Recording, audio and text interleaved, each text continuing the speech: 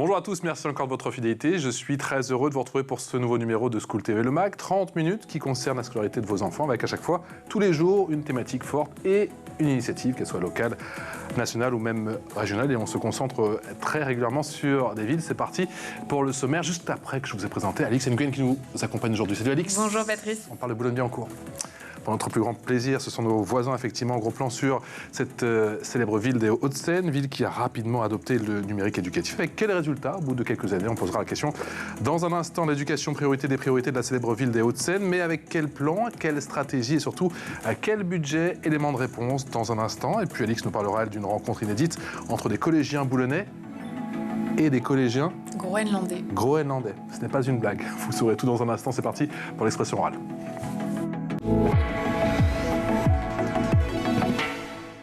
Et l'expression orale, c'est avec Emmanuelle Cornet-Rigbourg. Bonjour. Bonjour. Merci d'avoir accepté notre invitation. Adjointe au maire en charge des affaires scolaires et de l'enseignement supérieur de la ville de Boulogne-Billancourt. On va bien sûr aborder tous les sujets, le numérique, on parler peut-être aussi de la cantine scolaire, de la santé, effectivement. Mais avant cela, pour ceux qui ne connaissent pas Boulogne-Billancourt, en termes d'élèves, en termes d'enfants, concernant la petite enfance, ça représente combien de personnes?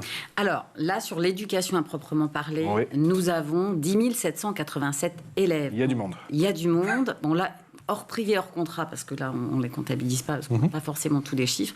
Mais en tout état de cause, voilà.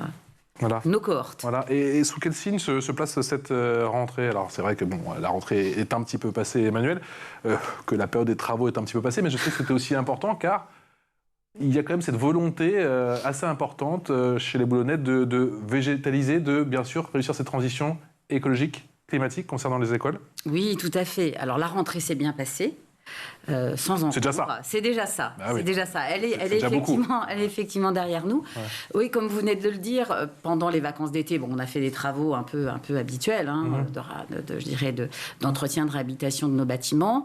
Nous avons fait des travaux dans une cour d'école cet été où effectivement, nous, ces cours-là, on va les appeler les cours vertes et bleues. On a un vaste projet sur le sujet. Et en fait, sur cette cour, on y a mis des zones d'ombre, on y a mis des zones calmes, des zones de jeu, des zones sportives.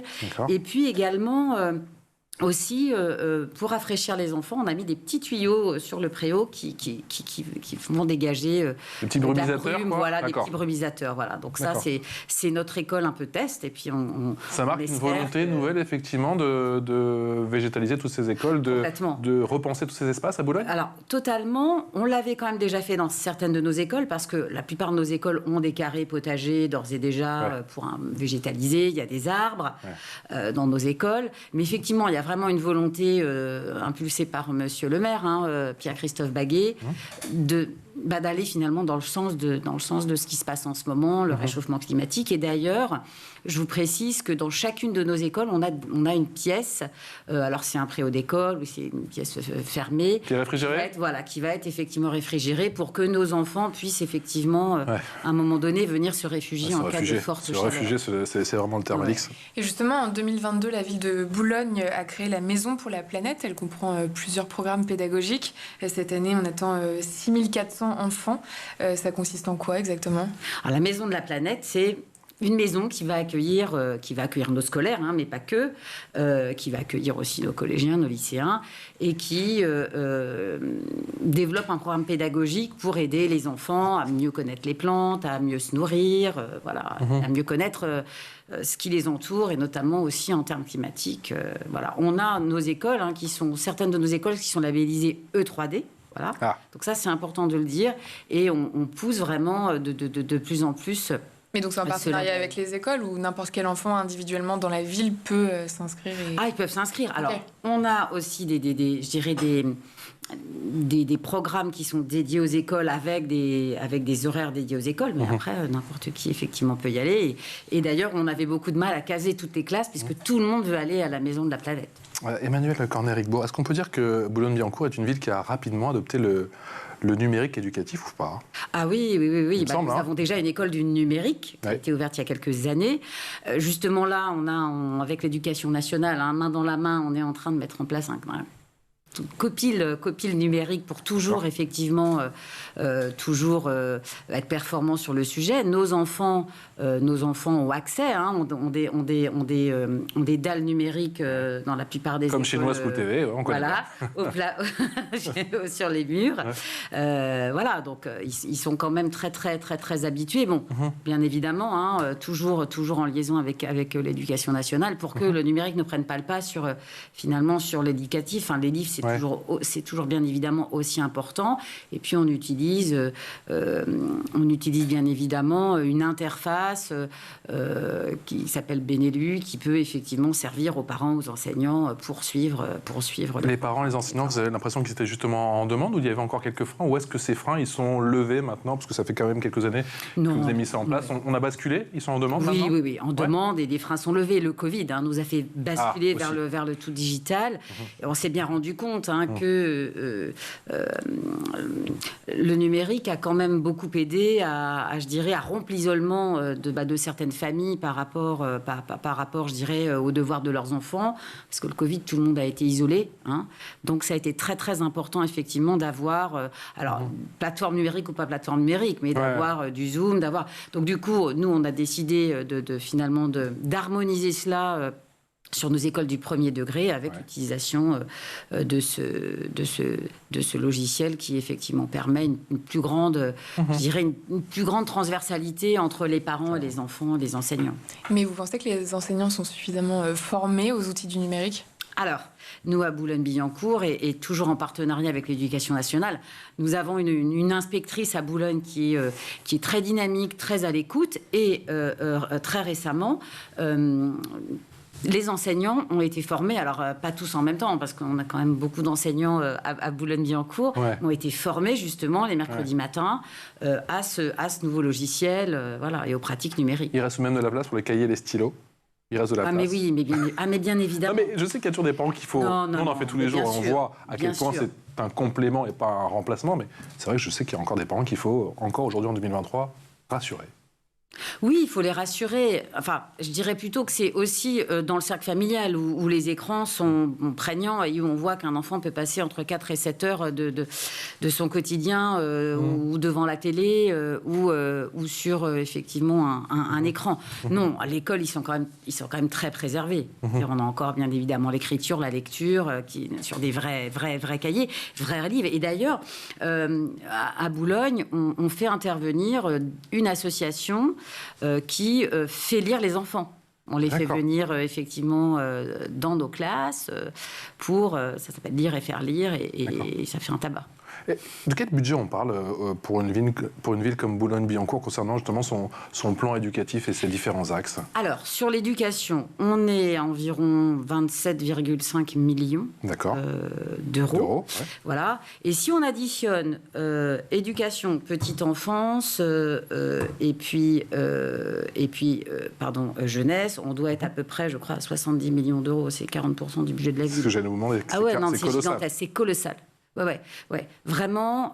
Mais ça, c'est Monsieur le maire, Pierre-Christophe Baguet, qui a donné cette impulsion et qui veut qu'effectivement nos élèves, nos jeunes, puisqu'il n'y a pas que des enfants dans les écoles, on a aussi des enfants à la fin, des jeunes adultes en faculté, dans nos écoles de commerce, etc., puissent effectivement bénéficier de toutes les infrastructures qui peuvent exister pour leur épanouissement. L'éducation priorité des priorités dans la ville de Boulogne-Billancourt, effectivement, c'est pas un secret.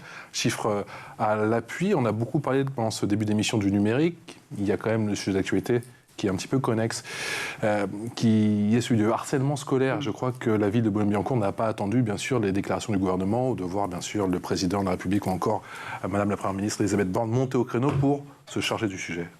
Oui, tout à fait. On n'a pas attendu le projet phare, en fait, pour mettre en place un certain nombre de choses. Dans nos écoles, bien évidemment, on a des psychologues.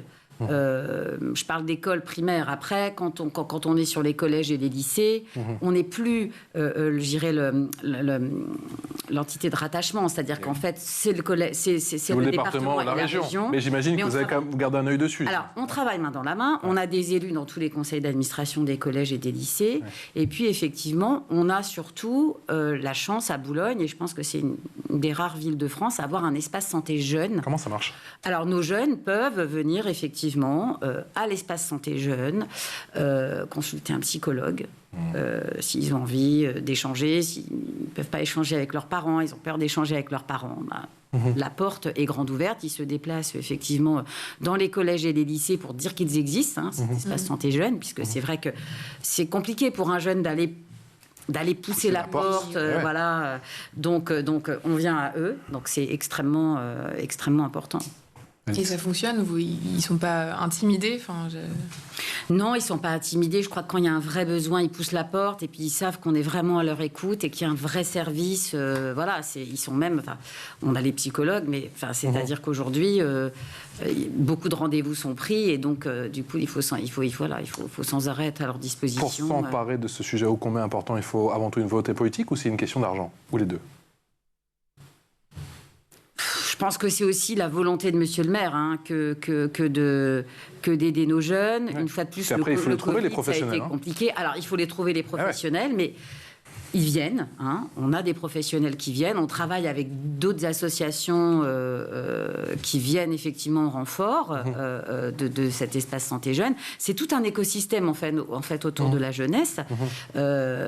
Effectivement, il y a une volonté politique puisque toutes les villes ne le font pas. Bien sûr. Alors l'argent, oui, forcément, mais vous avez vu le budget qui est alloué à nos jeunes 40%. Et à nos petits. C'est quand même colossal. C'est quand même colossal. Quels sont les projets éducatifs, à votre sens, qui vont rythmer cette fin d'année 2023 et surtout l'année 2024? Est-ce qu'il y a des thématiques fortes qui ressortent effectivement de vos plans d'action? Alors, sur le plan d'action éducatif, on est toujours en relation avec l'éducation nationale, puisque c'est quand même eux qui impulsent les programmes. Voilà. Mais hors programme, je dirais, pédagogique, on a, nous, des interventions dans les écoles, c'est-à-dire qu'on travaille avec des associations qui vont apprendre aux enfants à cuisiner, à reconnaître les légumes anciens. On va avoir la maison de la nature et de l'arbre qui va intervenir, la maison de la planète qui va effectivement intervenir. On va avoir aussi effectivement des projets sportifs, puisque là, on a fait beaucoup de choses autour du rugby. C'était l'occasion. Et puis, on a eu la semaine olympique l'année dernière.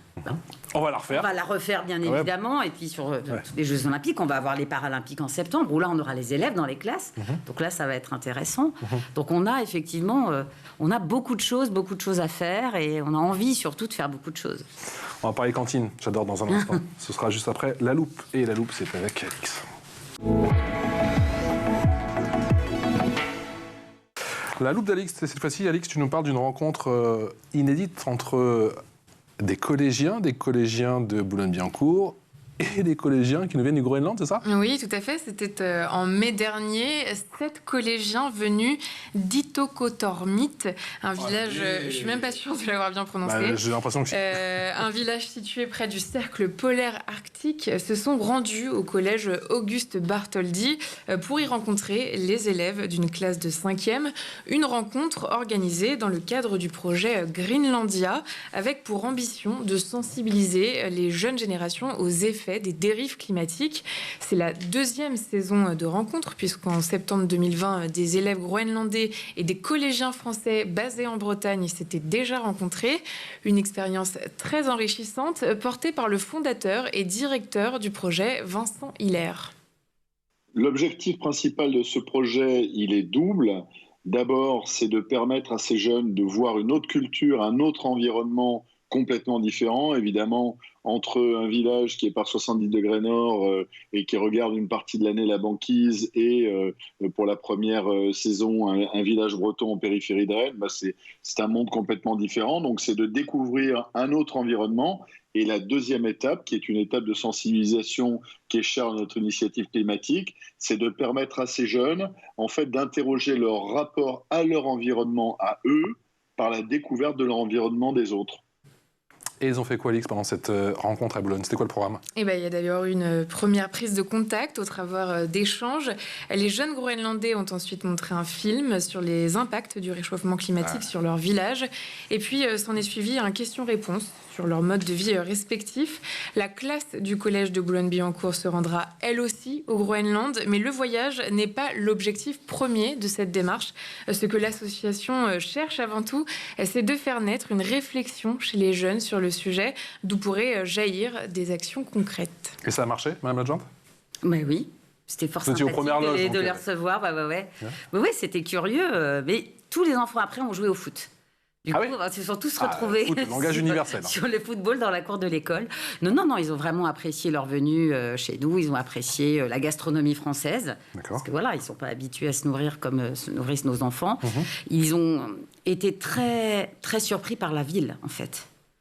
Parce qu'ils nous ont passé un petit film, on voyait l'école. Dans le bon sens du terme ou... Ouais, non. Un peu, beaucoup de bruit, je pense beaucoup, c'était gris, parce que chez eux c'est quand même ouvert ou très blanc pour le coup. Et c'est ce qu'ils nous ont dit. Ils ont été assez, je dirais, captivés par l'ambiance sonore, par les voitures partout. Ouais, ça fait beaucoup d'informations quand t'es pas habitué, j'imagine que. Ah ouais, non, c'était. Il paraît qu'il s'extasiait, c'est ce que le monsieur qu'on a entendu m'a dit en off, qu'il s'extasiait devant les gendarmes, les insectes. Ah mais oui, parce qu'effectivement... Ils n'en avaient jamais vu. Ils n'en avaient jamais vu, effectivement, tout à fait. Et après les Groenlandais, on attend d'autres petits collégiens venus. Des Colombiens qu'on va accueillir... C'est une volonté, ça, de la ville, impulsée par la ville, ou vous êtes contacté? Comment ça se passe? Ça se fait au gré des associations? Ou qui décide de faire venir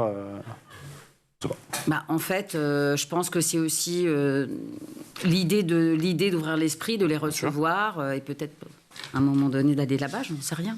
Écoutez, mais cette classe de 5e, précisément, elle a eu la chance de participer à ce projet. Mais comment on sensibilise les autres élèves de l'école et plus largement les autres élèves des écoles de la ville aux enjeux climatiques? Clairement, de toute façon, on fait intervenir, je vous l'ai dit, par exemple, la Maison de la Planète. On leur passe des petits films, ils viennent à la Maison de la Planète, et là, mais clairement, ils sont dans le bain tout de suite. Et puis, on fait des actions, effectivement, alors, sur le réchauffement climatique, mais pas que. Vous voyez, on a le Clean Up Day aussi, qui est un peu plus chez nos collégiens et nos lycéens. Ils ramassent des choses dans la ville. On fait des sorties scolaires sur nos enfants. On fait des classes découvertes chez les primaires. Donc, ils sont forcément, à un moment ou à un autre de leur scolarité, sensibilisés. Quand il y a des carrés potagers dans les écoles, on leur apprend comment on pousse une plante. Voilà, donc c'est vrai que c'est important de le faire. Moi, j'ai pas connu ça. Ils ont bien de la chance. Emmanuel Cornet-Rigbourg. J'ai vu par le passé en primaire des projets, notamment concernant l'architecture ou l'histoire. Vous nous avez parlé du cadre que fixe bien sûr l'éducation nationale. Mais comment ça se passe à l'échelle d'une école? Ils ont carte blanche pour décider de tel ou tel projet. Ils se mettent main dans la main avec vous. Comment ça fonctionne justement à l'échelle d'une école? De dire tiens, on va faire tel projet, puis après on fera une exposition par exemple. En termes culturels. Oui, alors après ça peut être sous l'impulsion d'un enseignant. Qui va décider de se focaliser sur une thématique en particulier. Mais ça va être aussi de faire une fresque dans la cour de l'école. On va faire venir un artiste et puis les enfants vont aussi participer à l'élaboration de cette fresque. Voilà, après, nous, on essaye aussi d'être force de proposition et puis on accompagne effectivement et toujours bien évidemment en collaboration avec l'éducation nationale. Comment augmenter aujourd'hui le bien-être dans vos écoles et est-ce que ce bien-être rime avec le bio? Ah bien sûr, vous savez, déjà dans nos cantines, on a la loi Egalim et puis on n'a pas le choix. Ils mangent bio et on n'a pas le choix, mais nous on est très avancés sur ce sujet-là, vraiment. Bien sûr, on leur en parle. Ça ne devient pas un casse-tête, cette affaire de circuit court, le fait de bien sûr faire du bio c'est super, mais on a quand même cette dimension avec la crise énergétique, le prix des denrées qui explose et j'imagine que même pour une ville cossue comme Boulogne-Billancourt, ça a un coût et qu'il faut faire attention. Ça a un coût, mais on y arrive de toute façon, comme vous dites, nous n'avons pas le choix. Et puis, c'est très bien pour nos enfants. On trouve des producteurs en circuit court, en agriculture raisonnée, bien évidemment. D'accord. Bien sûr. Des repas bio et il y a aussi des repas végétariens? Alors oui, il y en a parfois. D'accord. Tout à fait. Et est-ce qu'il y a encore des freins, vous sentez, de la part des parents suite à ces décisions et bien sûr au respect de la loi Egalim? Vous sentez que vous avez encore des plaintes des parents? Comment sur ça se le passe? végétarien, oui, parfois. Il y a des parents qui ont envie que leur enfant consomme de la viande, hein, bien évidemment. Voilà. Après, c'est aussi une demande des parents, parfois, d'être végétarien. Donc, on peut dire aux enfants, voilà, aujourd'hui, c'est végétarien. Donc, parfois, il y en a qui demandent, mais où est la viande? Voilà, Mais c'est drôle, vous me posez la question, parce qu'on a ces débats-là au Conseil communal des enfants, en fait, où ils parlent, en fait, parfois, en fonction des commissions, des menus à la cantine, parce que vous savez qu'un menu de cantine, à Boulogne, c'est fait avec une diététicienne, c'est fait aussi avec les parents d'élèves. Hein. On a des commissions menus, donc qui sont mises en place, et donc pour que tout le monde aussi décide en collégialité du contenu de l'assiette de nos enfants. Pourquoi cette volonté justement de faire les repas? J'avais lu ça effectivement, de faire tous ces repas avec une diététicienne. Parce qu'on n'est pas spécialiste, déjà, pour le coup, de savoir ce qu'il faut donner ou pas donner. Toutes les contraintes qu'impose la loi, il vaut mieux faire appel à une professionnelle. Et puis au-delà de ça, surtout par rapport au grammage. Parce qu'on a mis en place dans nos écoles publiques le goûter. Et donc voilà, un enfant de CM2 ne va pas consommer autant qu'un enfant de CP ou qu'un enfant de maternelle. Donc je dirais que c'est un ajustement subtil, puisqu'en plus, il y en a qui mangent plus que d'autres. D'ailleurs, dans nos cantines, on a le concept grande faim, petite faim, où quand on a... Voilà, pour éviter le gaspillage alimentaire, on a des tables de tri dans nos écoles. Hein. Enfin, vraiment, quand vous posiez la question... C'est-à-dire qu'en arrivant au buffet, ils précisent « j'ai très faim ».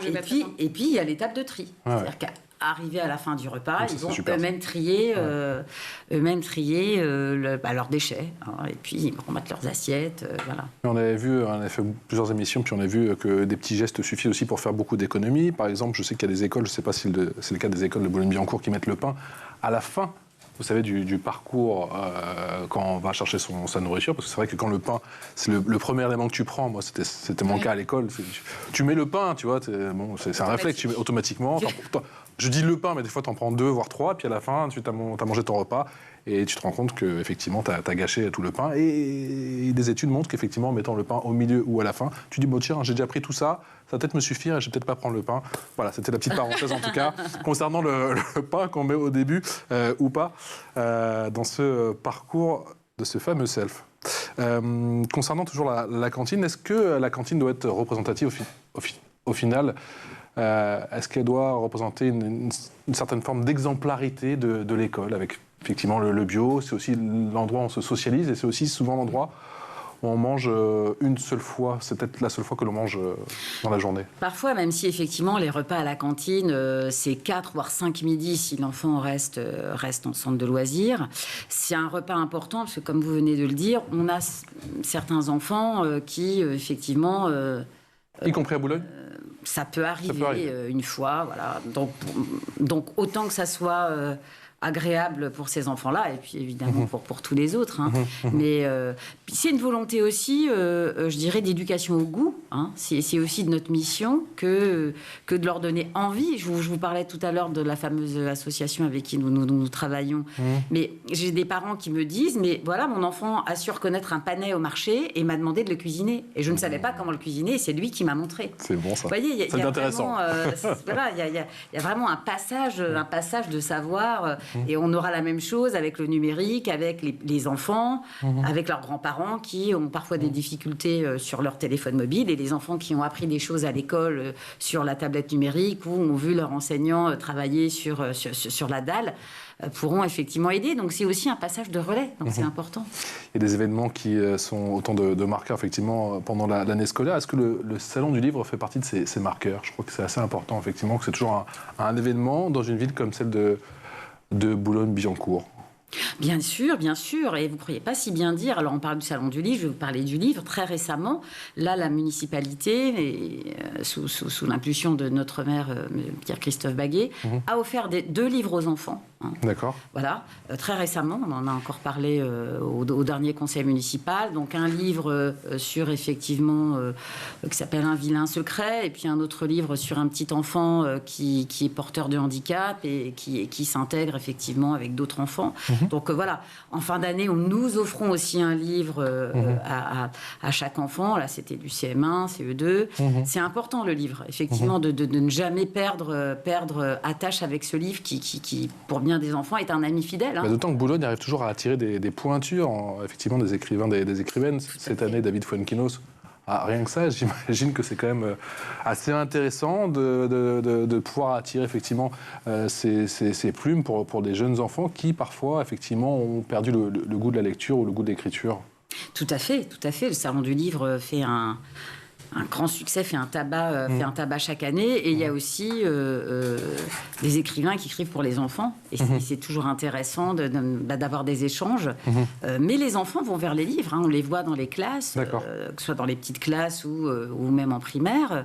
Le livre est toujours très, très, très présent dans les mains de nos enfants, quotidiennement. Madame l'adjointe, vous avez évoqué à plusieurs reprises le conseil communal des enfants. En quoi il est important, en quoi il est singulier justement à Boulogne-Billancourt? Alors, il est important à Boulogne parce que nous prenons aussi le pouls de ce qui se passe. Et c'est surtout l'œil de nos enfants. Parce qu'on voit qu'ils ont un œil peut-être un peu différent sur un certain nombre de choses. Typiquement sur les cours d'école, on s'est rendu compte que c'était plutôt les parents qui avaient envie d'une cour paysagée, et que les enfants nous disent... Ah non, mais nous, on veut un coin pour jouer au foot, et puis d'autres qui vont dire, moi, je veux un coin pour pouvoir lire. Ouais. Donc, en fait, on écoute nos enfants. Sans me prendre un ballon dans la tête. Ben voilà, on écoute beaucoup nos enfants. Boulogne est, depuis 2012, la ville amie des enfants avec l'UNICEF. Et c'est vrai que c'est important. Et ils ont des commissions, ils nous remontent effectivement... leurs petits problèmes, leurs envies. On met en place un certain nombre de choses. Et puis le Conseil communal des enfants fait pendant l'année, effectivement, un certain nombre d'actions. Pas plus tard qu'il y a 2 ou 3 mois, on a été raviver ensemble la flamme du soldat inconnu à l'Arc de Triomphe. Enfin, voilà, ce sont des choses très importantes, certes symboliques, mais qui sont nécessaires au devoir de mémoire. À votre échelle, l'échelle de la ville de Boulogne-Billancourt, qu'est-ce que vous pouvez faire? On parle très régulièrement dans les débats ici en France du vivre ensemble qui est mis à mal.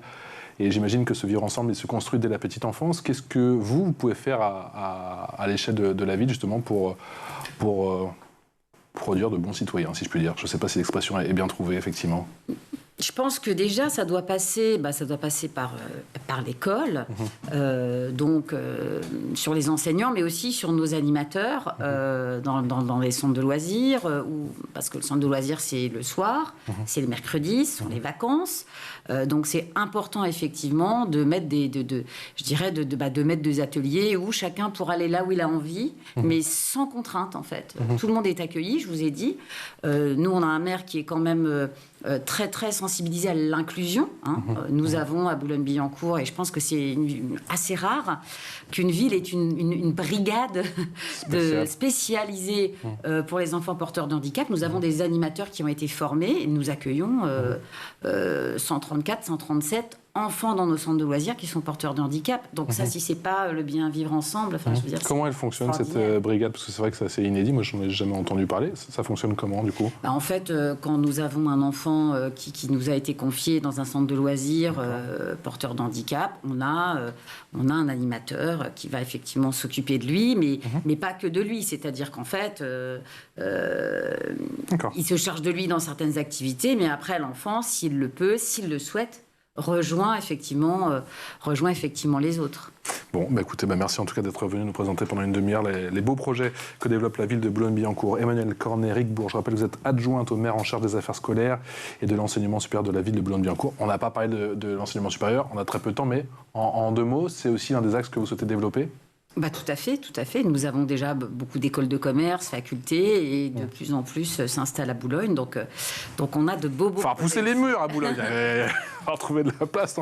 Merci beaucoup d'être venu nous voir. Merci Alice, on se retrouve demain pour une toute nouvelle émission, un nouveau mag. Je vous remercie encore de votre fidélité et je vous dis à demain pour de nouvelles aventures. Ciao, ciao.